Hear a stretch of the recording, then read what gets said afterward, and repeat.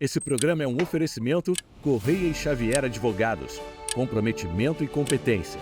E Grupo Épicos Outlier, excelência em contabilidade, compliance e controladoria. Canal Universo Equestre apresenta Tô na Pista, com Luiz Fernando Monzon. Olá, amigos do canal Universo Equestre, chegou a hora, esperada a hora, difícil encontrar o homem aqui no Brasil. E graças a um evento aqui no Rio de Janeiro, nós hoje vamos poder entrevistar Guilherme Jorge, ou Guilherme Nogueira Jorge, como eu costumo chamar, mas é um nome que ele já não usa tanto. Guilherme, muito bem-vindo ao Tô na Pista. Obrigado, Monzon, sempre um prazer aí, tenho acompanhado os seus podcasts e fico feliz da gente ter essa oportunidade aqui. Sério mesmo? Então é você que tem acompanhado? Então, tá ali, o like tá ali. Bacana, meu amigo.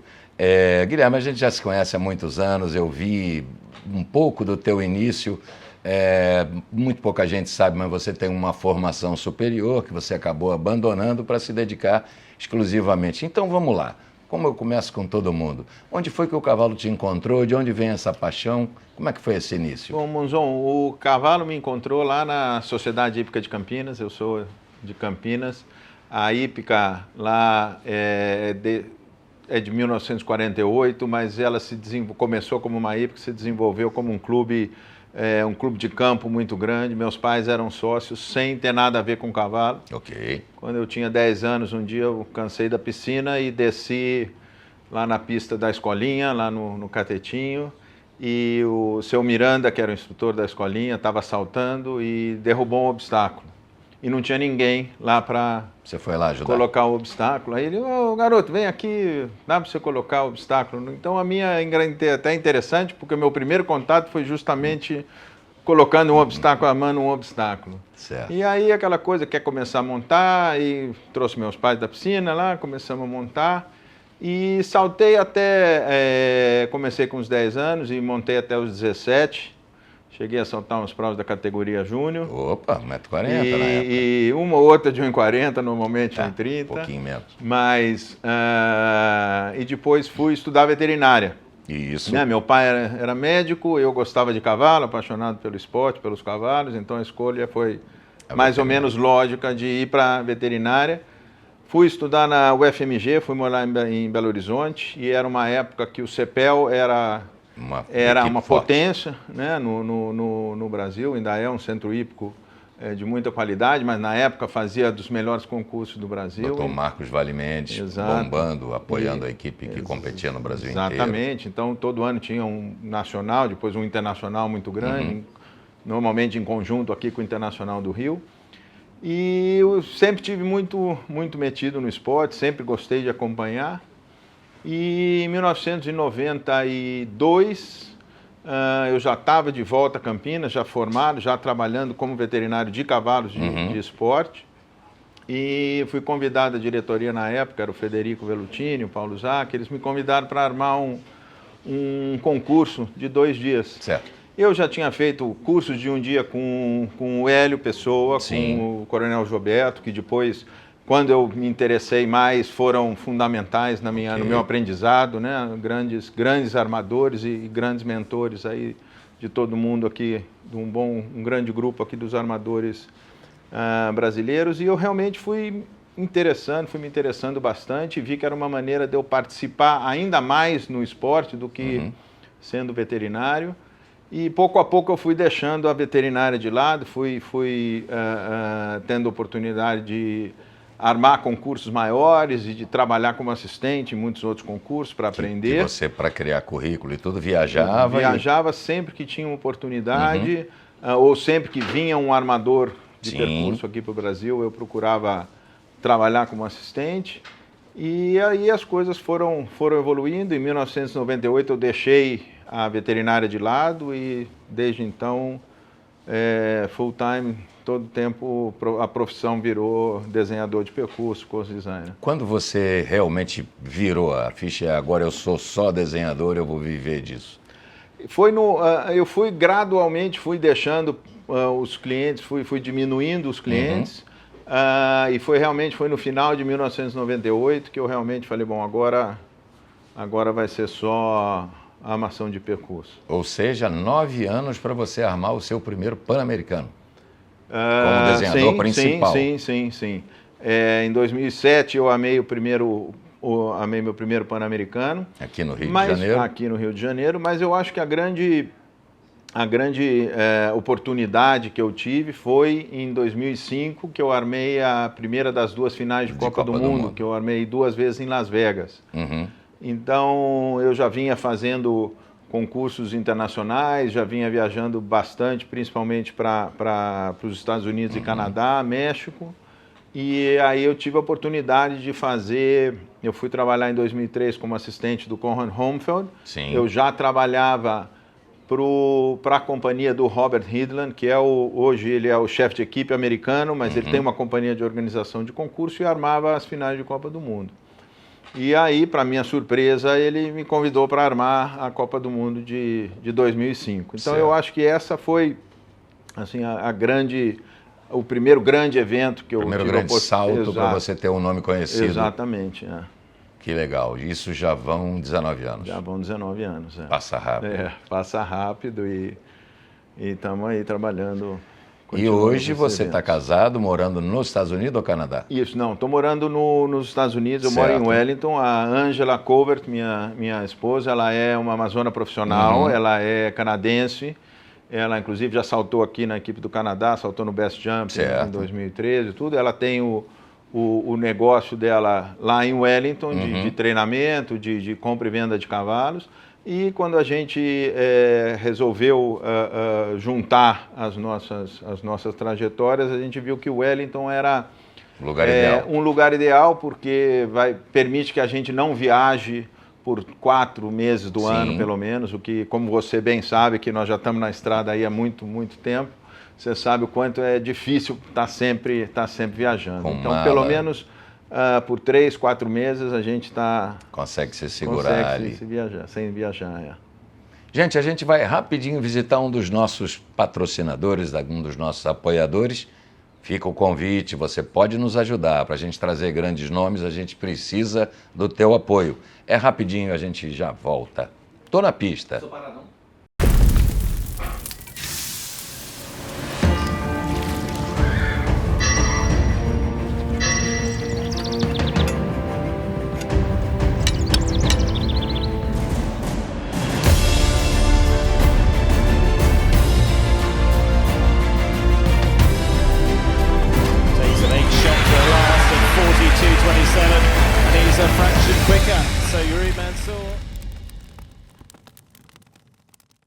Falei para você que era rapidinho. Estou aqui com o Guilherme Jorge, falando sobre a trajetória dele, mas já a gente vai entrar naquele assunto que eu sei que grandes cavaleiros gostam.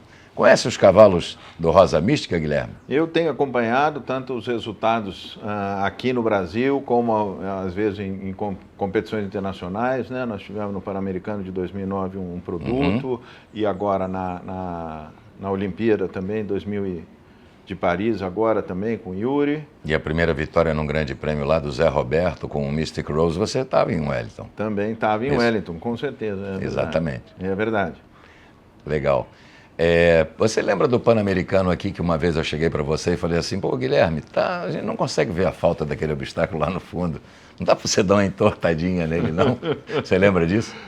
Não lembro, porque isso acontece não muito frequentemente, mas é uma coisa normal de acontecer. A gente, quando vai desenhar um percurso, tem uma série de coisas que a gente está analisando e está tentando conciliar para harmonizar, para chegar no percurso. E muitas vezes a parte da visão dos obstáculos por parte dos juízes, ela fica no segundo plano, porque a gente, se é possível acomodar alguma coisa, ou mudar uma planta de lugar, ou tirar, obviamente que a gente faz, ou senão a gente trabalha aí junto com os juízes para colocar um funcionário de pista, ou um juiz de pista, para sinalizar aquele obstáculo. Né? É uma coisa que a gente realmente não está esperando que aconteça, porque você está ali preocupado com a distância, com a coloração do obstáculo, com com a altura, com o tempo concedido, e realmente você escapa, né? Mas a gente, quando acontece essa situação, esse problema, a gente tenta ajudar o máximo possível os juízes, porque a gente sabe que eles dependem da uma boa visão. Nem toda a cabine de júri é ideal, às vezes ela não tem a altura correta, às vezes ela está num ponto como... E às vezes o próprio obstáculo é de um patrocinador, um pilar muito grande, e aí a visão não é ideal, então a gente... É mais difícil mudar o obstáculo de posição e tudo, mas a gente sempre vai colocar alguém para ajudar os juízes, porque nós trabalhamos em equipe, né, todo mundo aí junto trabalhando. Para onde está caminhando hoje o desenho de percurso? Já se chegou no máximo da altura, no máximo da largura, já se diminuiu o gancho e os cavalos cada vez melhores, os cavaleiros cada vez mais bem preparados?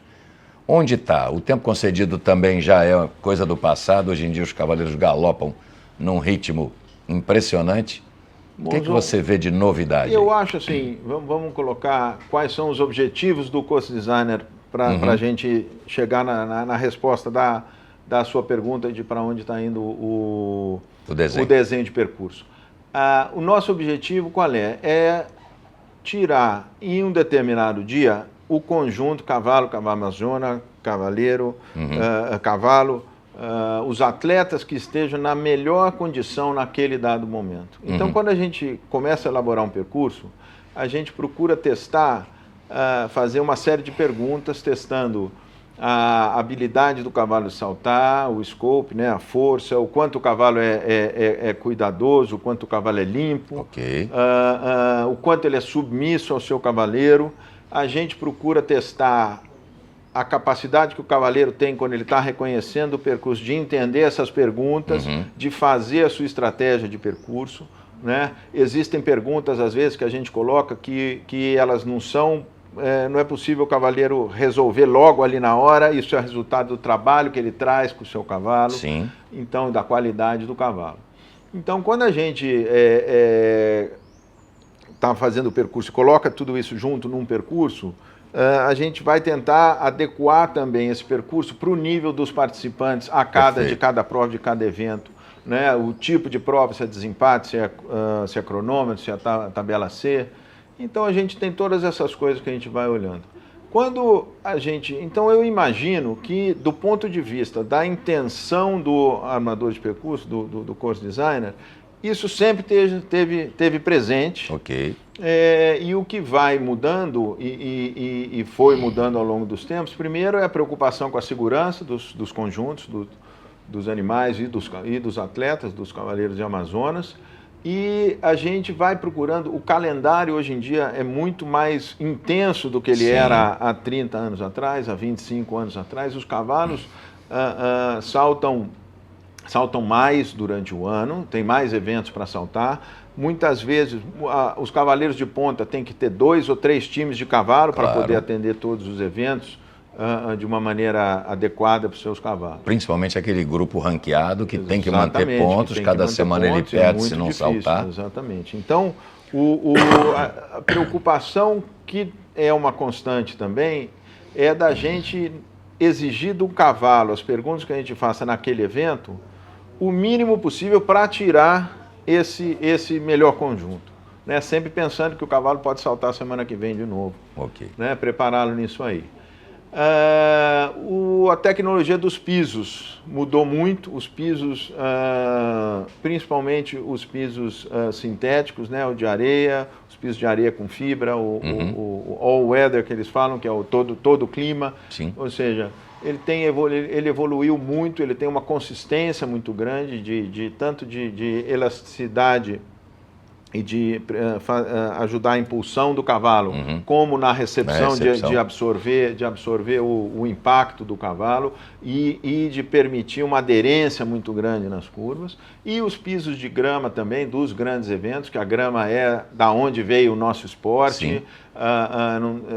não tem nada comparado a uma linda pista de grama. Eu acho que melhor que uma pista de grama é só uma pista de grama iluminada. Isso. Né? Não tem uma prova mais bonita que uma prova à noite. Com uma base de areia boa. Né? Com uma base de areia, ou seja, belo dreno. É mais complicado se você tem um evento com muitos cavalos, né?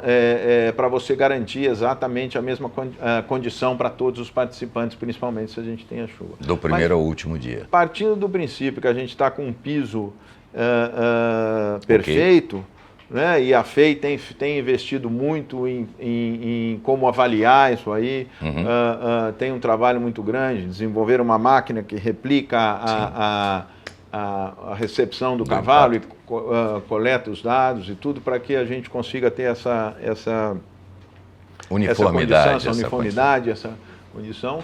A criação evoluiu muito também, os cavalos estão cada dia melhores e saltando mais. A gente vê isso em todos os níveis, né? A gente vê no primeiro nível dos concursos 5 estrelas, mas a gente vê aqui também no Brasil com a criação do brasileiro de hipismo, que fornece uma grande parte dos cavalos nas competições nacionais. Os cavaleiros também têm montado melhor, então aí cada vez mais com mais técnica, cada vez com mais habilidade. Então vai gerando uma dificuldade para o armador de pista dele conciliar aquilo que eu falei, de exigir somente o necessário e ao mesmo tempo ter um número adequado de cavaleiros no desempate e ter aquele melhor cavaleiro como vencedor. Então, eu acho em relação, por exemplo, à altura dos obstáculos, a gente teve agora nos Jogos de Paris, o último percurso foi um percurso extremamente difícil.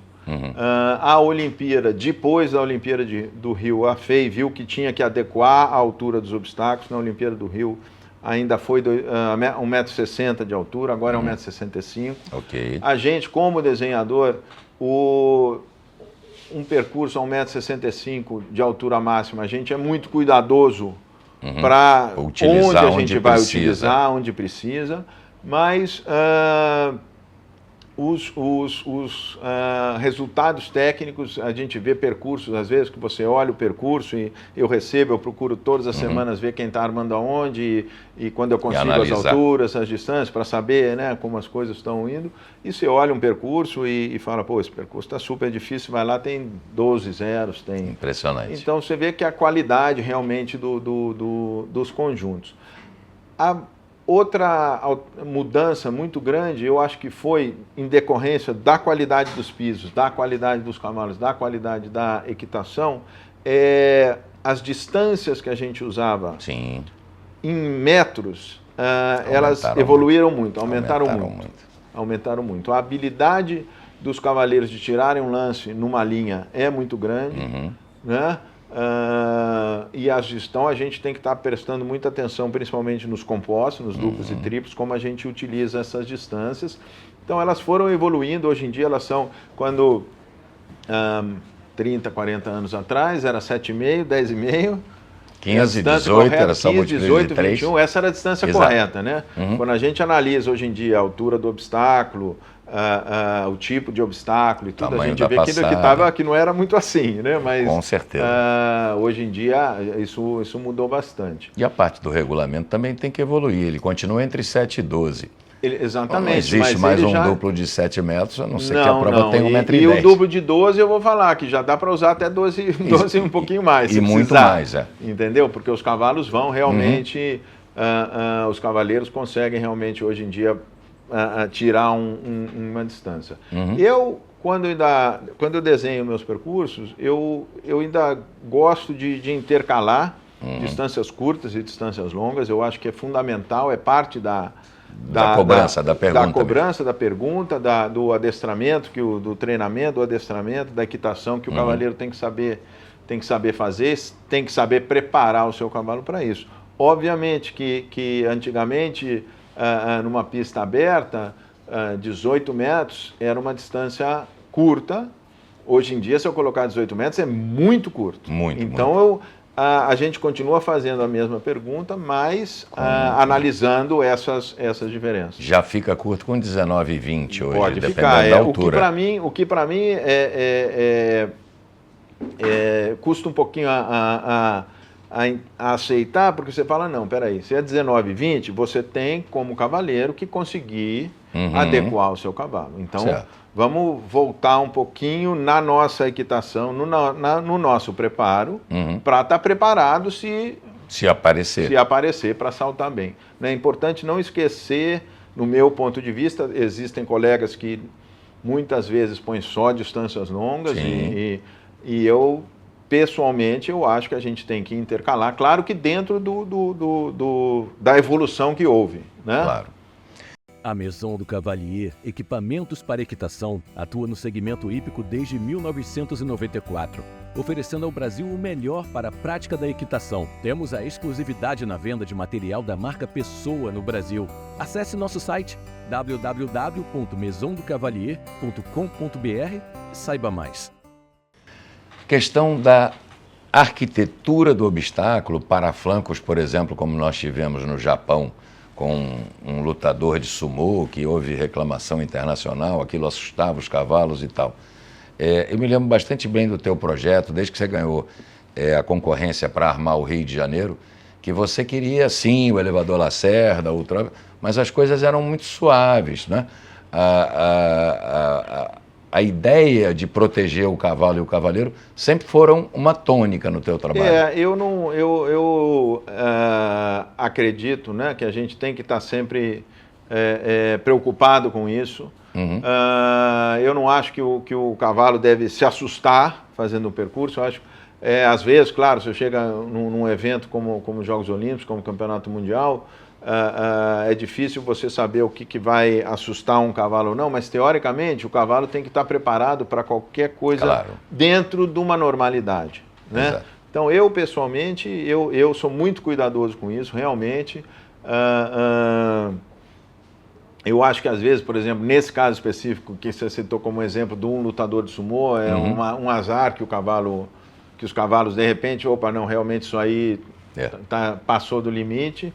A gente, como desenhador, como cavaleiro, a gente tem uma ideia do que vai na cabeça do cavalo, mas ninguém sabe exatamente. Então, a gente, é o que eu costumo dizer, a gente, como armador de percurso, você só sabe exatamente quantos zeros você vai ter numa prova a hora que ela acaba. Porque, por mais que você tenha experiência, por mais que você conheça o grupo de cavaleiros que está saltando, você conheça o material que você está usando, cada dia o percurso é diferente, as perguntas são diferentes e a reação dos cavalos pode ser diferente. E ainda você tem um esporte a céu aberto que você pode ter um tempo de ventania durante uma prova, também, ou chover, tudo, ou né? mudar. E uma parte da prova o clima estava ruim, a outra estava boa. Exatamente. Né? Como o tempo concedido, que é uma das coisas mais importantes de um percurso, o tempo está correto, que faça com que o cavaleiro vá, o conjunto vá na velocidade da prova, mas você só sabe exatamente se ele está correto a hora que a prova começa. Né? No meu ponto de vista, para mim, e a gente não está falando de 5 segundos de diferença, a gente está falando de 1 segundo de diferença. 1 ou 2 no máximo. Que pode fazer uma diferença muito grande. 1 segundo de diferença no tempo concedido, você pode ter 3 zeros ou 13 zeros. Porque realmente é aquela ajustadinha a mais ou aquele lugar que o cavaleiro não precisou fechar tanto a curva. Uma opção que você deixa para o cara trabalhar. Ele fazer. Então, realmente, o nosso esporte tem isso e, obviamente, os atletas passam por isso, porque realmente eles têm o preparo, têm a confiança, conhecem seus cavalos, mas é só a hora que acaba que eles sabem que deu tudo certo. Né? E as cores? Eu vejo muita gente falar hoje em obstáculo monocromático, perder aquela coisa tradicional da vara que tem várias coresinhas, faixinhas e tal. Já se produz isso? Você já pensa pouco nisso? A gente usa bastante o visual dos obstáculos, né? A gente pode de uma maneira simples, colocar a altura e a largura dos obstáculos, seria a coisa mais óbvia de aumentar ou diminuir o grau de dificuldade. Depois vem as distâncias, a composição dos obstáculos, é de vertical para óxido, de óxido para vertical. a maneira como a gente arma, se é só vara, se tem um muro, se tem uma testeira embaixo, se tem o buraco. Arcos e bolas. A forma dos obstáculos, quer dizer, a gente tem várias maneiras de ir colocando. E depois a gente tem a parte de coloração. Eu aprendi na escola de veterinária que cavalo não enxerga a cor. Isso. A composição da retina, os cones e bastonetes são de tal maneira que eles não enxergam cor. Teriam que ver tons de cinza, mas tudo bem. Mas como cavaleiro, os cavaleiros sabem que alguma coisa eles veem. Então pode ser que eles não veem o laranja como a gente vê, Sim. nem o verde como a gente vê. Então a maneira como eu trabalho é que as varas listradas, elas são as que são mais fáceis porque elas têm mais contraste, Exato. chamam mais a atenção dos cavalos. Depois a vara de uma cor só, ela tem menos referência, então nós já colocamos ela um pouco mais difícil. E depois a vara que ela tem a listra horizontal, né? Que a gente chama até de máfia, porque realmente ela é a mais difícil, porque dá acho que uma dificuldade maior de percepção de profundidade para os cavalos, ela fica ainda mais difícil. Então a gente trabalha um pouco com isso. O processo, basicamente, você desenha o seu percurso, cada um tem mas você desenha tem o seu traçado, onde você coloca seus obstáculos, as distâncias, e aí você vai trabalhar o material que você vai escolher, e uma das coisas que entra é essa parte da composição das cores. Né? Então, basicamente isso. Listrado é mais fácil, totalmente lisa é um pouco mais difícil, e a que tem a lista horizontal é um pouco mais complicado. Tá aí uma dica que você não ia ouvir em nenhum outro lugar, a não ser que a gente tivesse o Guilherme aqui para nos explicar. Guilherme, projetos agora, qual é o teu objetivo depois de ter sido delegado técnico dos últimos jogos em 2024? Monzão, projetos não tem nada grande assignado, né? Eu ajudo bastante o departamento de educação da FEI, certo. Em relação aos coast designers. Formação de novos profissionais. Formação de novos coast designers, os processos de seleção. A FEI está constantemente trabalhando e vendo como ela educa melhor e como ela credencia melhor os seus oficiais. É um trabalho complicado, porque ao mesmo tempo que você quer dar oportunidade a todos, você tem que garantir que as pessoas, à medida que elas vão galgando os níveis e tendo credenciais e podendo atuar em eventos maiores, elas tenham a experiência em relação a isso. Então a FEI está constantemente procurando viabilizar viabilizar. Né? Então eu ajudo sempre nessa parte, a gente está em contato aí constante.